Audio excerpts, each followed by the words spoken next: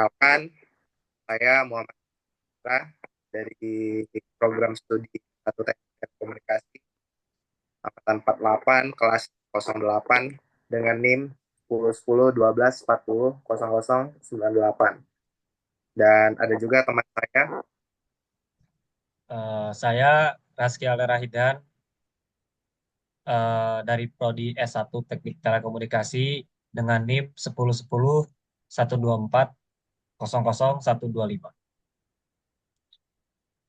Kali ini kami akan mempresentasikan tentang pengembangan alat pendeteksi air berbasis aplikasi untuk meningkatkan pemanfaatan untuk meningkatkan pemantauan kualitas sumber daya.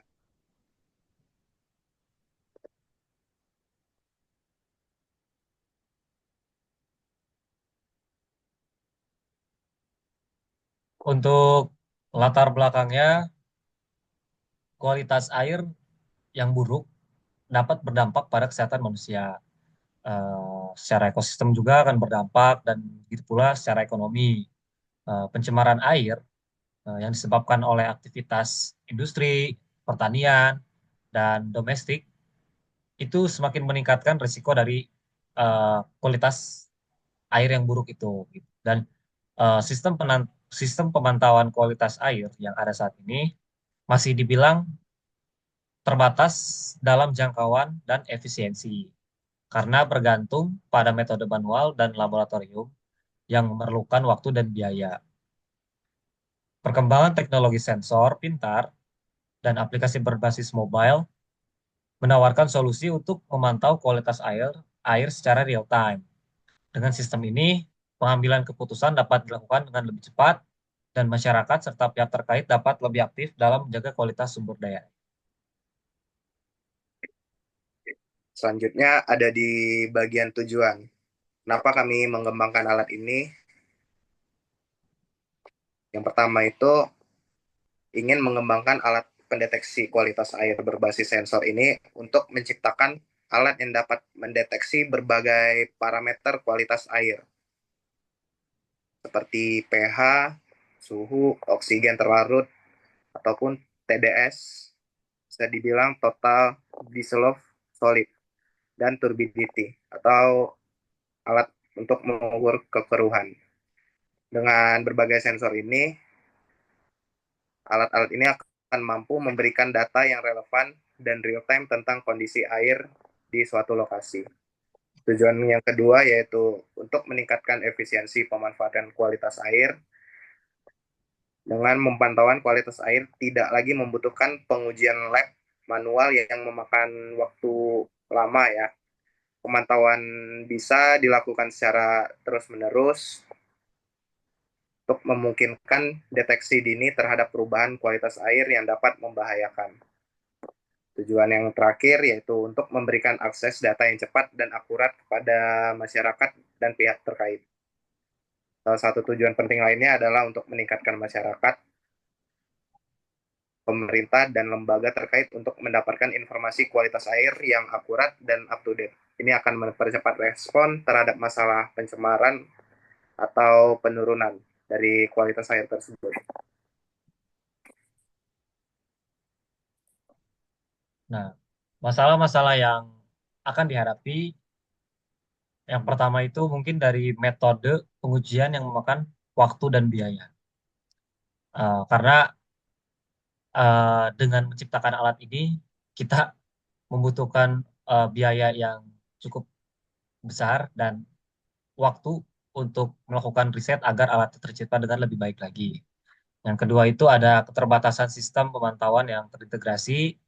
Yang ketiga itu pengelolaan sumber daya air yang baik, membutuhkan data yang akurat dan dapat dipercaya mengenai kualitas air secara terus-menerus. Yang keempat itu kurangnya transparansi dan aksesibilitas data. Kualitas air membatasi partisipasi aktif masyarakat dalam menjaga sumber daya air.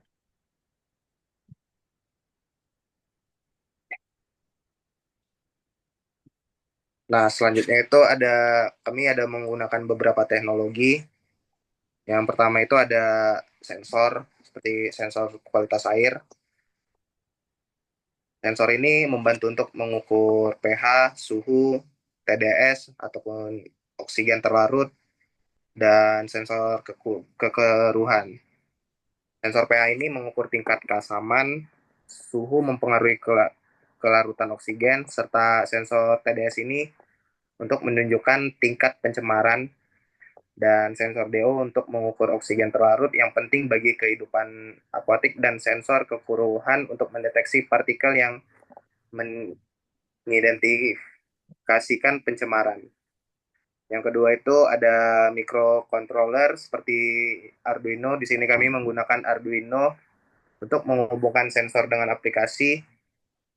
Microcontroller ini bisa untuk memproses data dan mengirimkan informasi ke aplikasi melalui teknologi IoT, melalui jaringan Wi-Fi atau data seluler. Data dari kualitas air tersebut bisa dikirimkan secara real time ke pengguna untuk memastikan pemantauan kualitas air yang efisien meski di lokasi yang terpencil. Selanjutnya yang ketiga, ada aplikasi mobile untuk memungkinkan pemantauan kualitas air secara langsung, dan data yang ditampilkan dalam grafik atau peta interaktif untuk memudahkan pengguna yang akan memahami kondisi air. Aplikasi ini juga memberikan notifikasi jika ada perubahan kualitas yang signifikan, sehingga pengguna dapat segera mengambil tindakan atau melapor ke masalah ini kepada pihak berwenang. Eh, dan ada juga teknologi dari cloud computing untuk penyimpanan dan analisis data. Data kualitas air yang dikirimkan dan disimpan di server cloud memungkinkan akses mudah oleh pihak berwenang atau pengguna. Cloud computing juga memungkinkan analisis data untuk memantau tren kualitas air, seperti dampak pencemaran atau perubahan musiman. Penyimpanan cloud memastikan data tersedia kapan saja, di mana saja, dan dengan akses yang aman. Selanjutnya, kita menggunakan teknologi keamanan dan keandalan sistem. Sistem ini dilengkapi dengan enkripsi untuk melindungi data kualitas air dari akses yang tidak sah.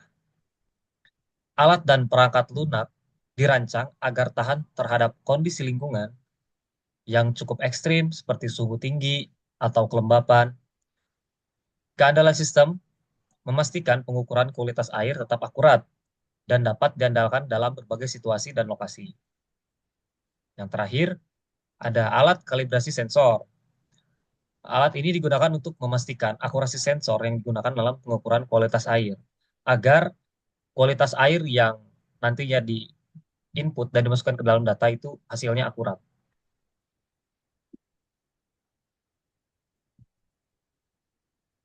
Nah, selanjutnya itu ada proses kerja dari alat pendeteksi yang kami buat ini. Yang pertama yaitu pengambilan sampel sampel air dan pengukuran awal. Alat memulai proses dengan mengambil sampel air dari sumbernya yang kami ambil itu di Bojong Soang untuk mengukur parameter kualitas air seperti pH, suhu, TDS, dan kekeruhan menggunakan sensor yang terpasang. Hasil pengukuran langsung dikirimkan untuk diproses lebih lanjut. Cara yang kedua yaitu proses pengolahan data oleh microcontroller. Ini kan kami menggunakan Arduino untuk mengolah data dari sensor. Microcontroller ini mengubah sinyal analog menjadi digital dan memprosesnya. Kemudian mengirimkan hasilnya ke platform untuk analisis lebih lanjut. Data yang diproses siap untuk pemantauan lebih lanjut. Yang ketiga yaitu pengiriman data ke cloud atau platform online. Data yang sudah diproses dari microcontroller dan sampel tersebut langsung dikirimkan melalui jaringan IoT ke server cloud untuk platform online. Ini memungkinkan untuk kita mengakses data secara real time dan penyimpanan untuk analisis lebih lanjut. Serta pemantauan kualitas air di lokasi ini berbeda secara bersamaan. Untuk Yang keempat, proses kerja dari alat ini adalah visualisasi data di aplikasi mobile atau web. Data yang dikirimkan ke platform ditampilkan melalui aplikasi mobile atau web. Aplikasi ini menampilkan grafik, peta interaktif, dan notifikasi yang memudahkan pengguna untuk memantau kualitas air dan segera mengambil tindakan jika diperlukan dengan akses mudah dan cepat. Untuk yang kelima itu ada pengambilan tindakan berdasarkan data. Berdasarkan data yang diterima, pengguna atau pihak berwenang dapat mengambil tindakan korektif jika diperlukan. Misalnya, mengatasi polusi atau memperbaiki kualitas air dengan menambah oksigen terlarut, membersihkan kekeruhan, atau melakukan tindakan pencegahan di masa depan. Untuk yang keenam, ada pemeliharaan dan kalibrasi sensor. Agar data tetap akurat, alat membutuhkan kalibrasi dan pemeliharaan sensor secara berkala. Alat kalibrasi digunakan untuk memastikan sensor memberikan hasil pengukuran yang tepat, sementara pemeliharaan rutin tujuannya untuk menghindari kerusakan dan memastikan alat berfungsi dengan baik sepanjang waktu.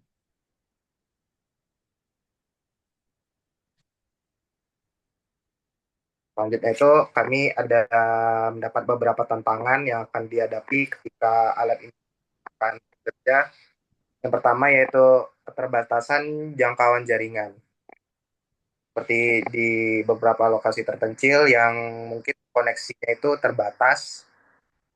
Selanjutnya itu ada akurasi sensor. Mungkin ada beberapa sensor yang memiliki tingkat akurasi yang bervariasi tergantung pada lingkungannya atau tingkat kebersihan dari air tersebut. Dan yang ketiga itu ya biaya pengembangan. Karena dari alat pengembangan yang canggih ini seperti sensor-sensor itu ya bisa dibilang sangat mahal sehingga membutuhkan biaya yang cukup besar.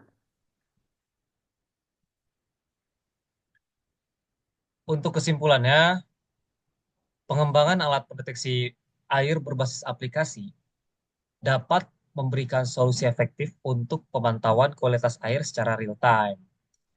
Alat ini memiliki potensi untuk meningkatkan pengelolaan sumber daya air, mengurangi pencemaran, dan melibatkan masyarakat dalam pelestarian kualitas air. Kedepannya, sistem ini dapat diperluas dengan menambahkan lebih banyak sensor dan memperbaiki aplikasi untuk meningkatkan fungsionalitas dan jangkauan. Terima kasih. Saya tutup presentasi dari kelompok 14. Wassalamualaikum warahmatullahi wabarakatuh.